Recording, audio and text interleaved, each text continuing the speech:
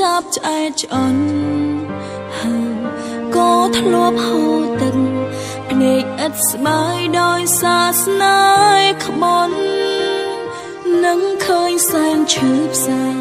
ព្រោះខ្ញុំលងជឿពាក្យសំដីកូហងបោកប្រាំមិនស្មងដងដៃ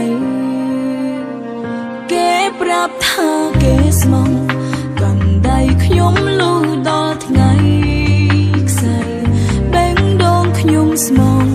ភក្តីជូនគេគ្មានសេសបានត្រឹមតែខូចចិត្តគ្រប់យ៉ាងគឺសន្តែជាសន្យាខ្យល់បនសល់ស្លាស្នាមឈឺចាប់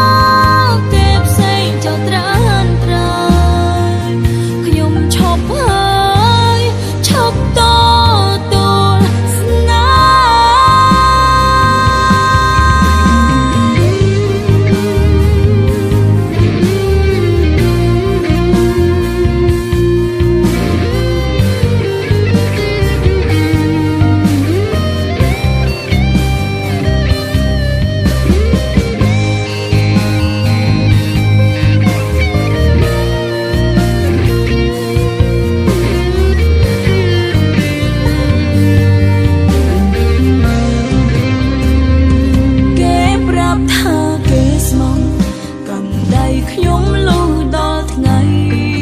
ខ្សែបេងដូងខ្ញុំស្មង